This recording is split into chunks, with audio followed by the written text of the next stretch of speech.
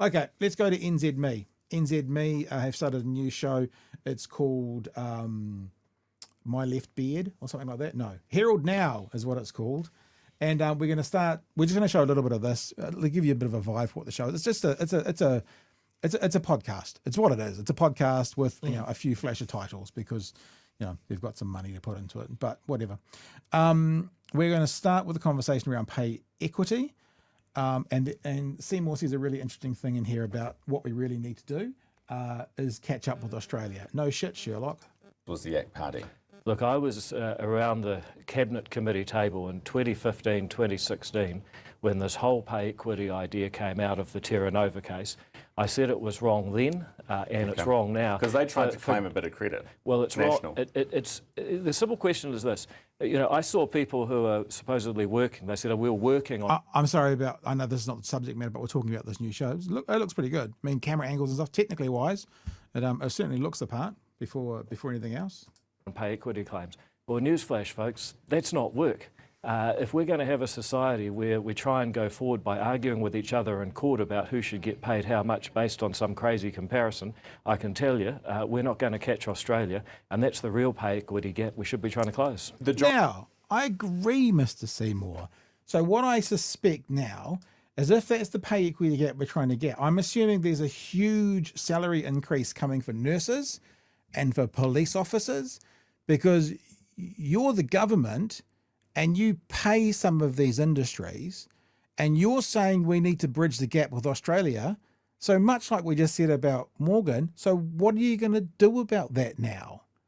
Because trickle down economics doesn't work for a doctor or a nurse. That works for people who are struggling the most. But we agree with you about catching up to Australia, but you can do that with a stroke of a pen, Mr. Seymour. So will you put your quill where your mouth is and close the gap on wages between Australia and New Zealand with the salaries you have control over? Sorry, Chewie. I would only assume that Comrade Seymour here is talking about strengthening the unions, increasing penalty rates, changing our tax brackets, adding capital gains tax. Yep. All of those good things. All the things that they have in Australia. Absolutely turbocharge us catching up with Australia. But you can't pick one thing from Australia and not the other things. Yeah. Yeah. And I'm not going to always try and do. I'm not going to criticise Ryan Bridges on the first time we've seen him since he left AM. that would feel a little bit mean, but that's the obvious question that's not being asked. So what are you doing, Mr. Seymour, to bridge that gap with the Australian wage difference? Okay, so let's take that as read. If I agree with you, I agree with you. So what are you doing, Mr. Seymour, to bridge that gap? And the answer is fucking nothing. Next question. We're talking about RSB. It's a good segue here for Mr. Bridge. The RSB is going to cost $20 million a year. But as far as we know, there has been no modelling, no expert advice, nothing released as to what it's going to return us. So we know it's going to cost us, but what's it giving us back, KPI government? What's it going to bring back to us? The Regulatory Standards Bill. Now, I think we need to look at this a little bit more. So $20 million, this is from Kate McNamara at the Herald. I'm sure you've seen this story. $20 million a year it's going to cost us, and there is no estimate on the monetary benefit from doing this. What is the value? What is the benefit? Great question. Yeah, great question. Very good question. Yeah, great question. Well, just a minute ago, you were talking about the... Answer the fucking question. Come on. Don't go answer the question. There. Financial statements, the economic and fiscal updates that have come out and the amount of growth that's coming out of that. Now, someone could say, how much does it cost to produce the government's accounts every year? Tens of millions. What's the benefit of doing that? Well, simply that New Zealand is... Whataboutism to the max. You know what? If it costs tens of billions, sure. Okay, now what is the RSB going to return us? This is the thing I talked about last week, where the interviewer needs to go, we can address your subject, your diversion there to another point, but I'd still like you to ask my point. Given that there's tens of billions of costs otherwhere, what is this still going to make us? Like, what is this going to make us? What are the numbers? Can see what their politicians are up to and decide how to vote. We don't do that for regulation. We don't have a real transparency. So this is talking point. This is talking point about small government, but no answer. around But who was one's putting what cost. quantitative, one's qualitative, isn't it? I mean, they're different things. No, they're not. For example, I'll give you this question. You're very close to politics. Can you tell me who's the politician responsible for the earthquake regulations that have cost this country tens of... How does that answer the question of what's the RSB going to earn us? How does that answer the question? Earthquake regulations cost New Zealand. Yeah, right. well, it's Nick Smith. We shouldn't have any then. We shouldn't have any. Yeah, there's a debt in the ledger, obviously, that Nick Smith did. But what he's saying is, wow, look at all this money that it cost us. And a way of kind of going, so why do you need to know? You didn't know about Nick Smith, so why do you need to know about this? That's not the point. I mean, yeah, as I said, Ryan Bridge, day one, give him a break. But good question, weak follow-up. Of billions in the last decade. I don't know. Who was it? It was Nick Smith. He got away scot-free. We need to shine a light on... He got away scot-free. That's the phrase you use when someone's committed a crime, right? Yeah, And I was that's just what going he's to say talking that. Are about, you saying that costs Nick of Smith should be regulation. in jail? Well, most of the ACT MPs seem to think that other MPs should be in jail when they don't agree with them. So maybe so. Maybe so. On the red tape and the regulation being put on people in this country. But that's what Parliament, that's the function of Parliament. That's the function of an election, right? Totally agree, but just like Parliament and elections require fiscal accounts to be able to judge the government spending, we need to put more transparency on the red tape and the regulation. At $20 million a year, and you cannot say what the benefits will be. Well, the benefit is a total change in government culture. But a dollar benefit. I mean, it's like Labor with well-being. They said, oh, we're going to make a well-being budget. We're going to measure everything against well-being. It was all wishy-washy, and nothing came out of it. Let me give you another figure. What's funny, you've given us three figures, none of which were the figures to the question that was asked. Can you just at least, I only want one figure, Mr. Seymour. I just want the figure that's the answer to my question, that's all. Amount of money spent on policy analysis in government each year is $870 million. That's all the people making red tape. Only $1 billion. I'd like that fact checked, please. I'd like that fact checked. Basically, yeah, that sounds high to me. I'd like that fact checked. And regulation. We want to put some transparency on that so voters can identify which politician is making bad laws that is holding back my life. Because red tape... Look, which politician is making bad laws to hold back their lives while we're asking you about the law you're making and a question you're not answering? So come on, dude. You want us to have like a clear look at all these politicians and to be able to say, this is what they're costing me. At the same time, you're being asked a question about your legislation, what it's going to cost me. And you're not answering the fucking question. It adds cost to the things you do. It means people say no to projects they would have otherwise done because they've been burnt by the cost before. And over time, it erodes our whole culture because we find ourselves tied up in red tape instead of achieving. I think some decent transparency around that through the regulatory standards bill is worth it. Right, that's number two. Joe, you want to jump in on that at all? I've had a bit of say in there. Yeah, look, one more quick one to go, but that's it for now. Ryan, my brother in Christ, welcome to the world of podcasting. let me just point out, solidarity with your brother. You are not hustling for an ad break. So if he doesn't answer a question, you can just hammer him on. And there's no, just and go, there's can no I get an answer to that question? And Ryan, there's no broadcasting standards. Just answer the fucking question, David. So you can call him a cunt. Hey, no, sorry. But this is the thing. This is the thing that all of these mainstream broadcasters haven't got yet, is that the restrictions that they had when they were doing TV stuff, as far as timing, and you can ask 4 questions and then we're in and out. You don't have that. You can just have him there until he answers the question in a way that you're happy with. You can edit it up later. It's fine. Or leaves. Yeah. Answers the question or leaves. Because, I mean, I agree with you, but, I mean, not in David's defense, but in the reality, David might have 15 minutes before he has to go. But that's fine. You make him leave if he doesn't answer the question. Just keep asking it, and you make him leave. One last question as well. This is really interesting, Chewie.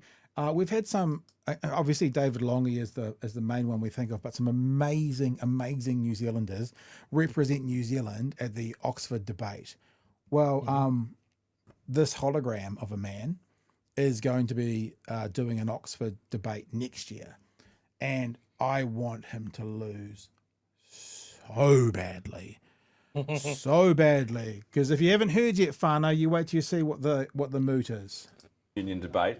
David, your moot or your theme is no one can be illegal on stolen land. No one can be illegal on stolen land. Therefore, if the land has been stolen, anyone can get access. No one can be illegal. That's the moot. And I want him to lose so badly. Which side are you arguing for? So I'm against that. I'm saying that actually a state does have the right to tell people if they can or cannot migrate because our land is not stolen. If you want to say that everyone is guilty for every past sin, which is what we hear all the time, we're never going to move forward. My view is if you have a state that observes the rule of law, that treats people well, that's transparent, as we mentioned. Yeah, but what if the rule of law specifically talks to redressing grievances? So we do have a state that observes the rule of law, and part of the rule of law in this state has an addressing of grievances of the past for things like stolen land. They're not mutually exclusive. You don't have like a state under rule of law, but it doesn't address those things in the past. And the other thing, sorry, Chewie, the other thing is what he's basically saying is if I nick your dad's house and then your dad passes away, well, that was in the past. Sorry. Nothing you can do about it. Nothing you can do about it. Your dad died yesterday. Stolen land from the past. Nothing you can do about it. Like, let's say you had that you were squashing in someone's property and then they passed away and they wanted to pass it on to their kids. Sorry, don't look into the past. We don't do it that way. I know it's a 200-year difference, but really, where's then the line? Chewie, you got anything? An excellent reason for squatting David Seymour's apartment and not getting out. No, look, I love that he says, like, I believe the state should set up laws and that sort of thing as long as they follow the rule of law and is transparent. Sorry, I'm trying to slur as much as he is. As if the state is always fair dealing. Yeah. As if the state never bends the rules for its own benefit. As if the state has never signed a document or, say, a treaty.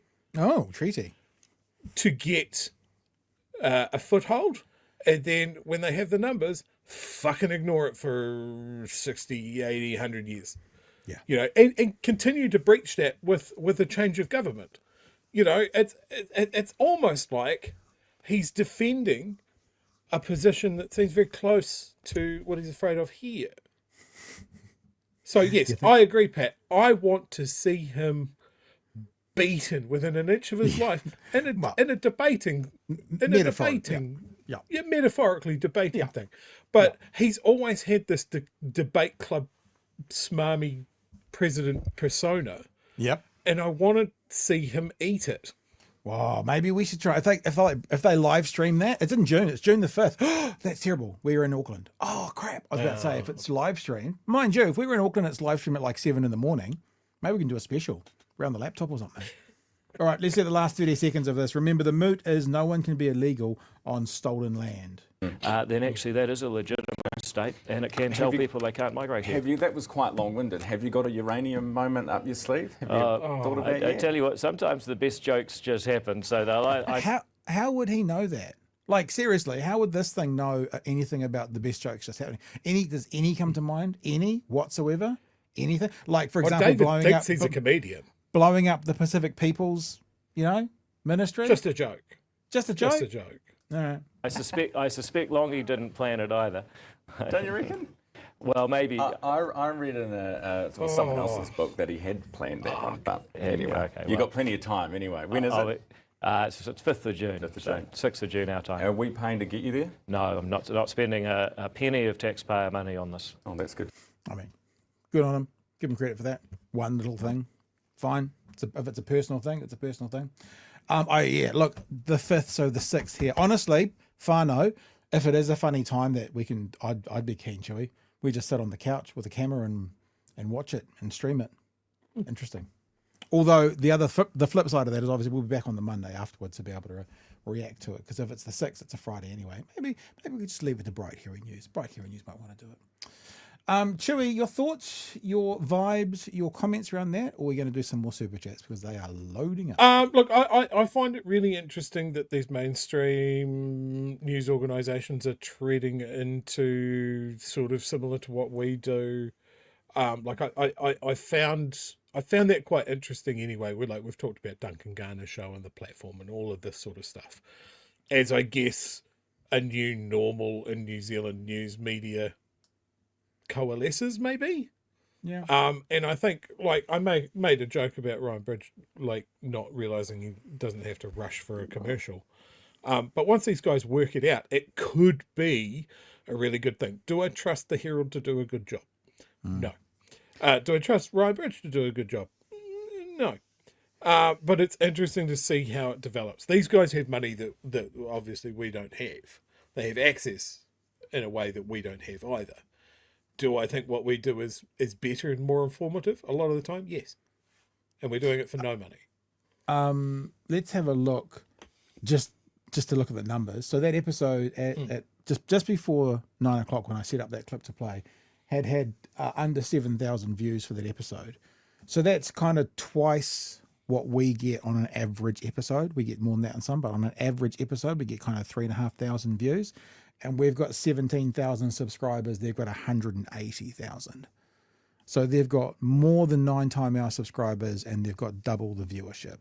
But that's not specifically for this new show, right? This is for that's the Herald. NZ Herald's got 180,000. Yeah. So I mean, straight away, they put it in front of a lot of people's eyeballs, but they haven't built it on the backs of this product. And I'm sure this will enrage those right-wingers who pretend to be free speech.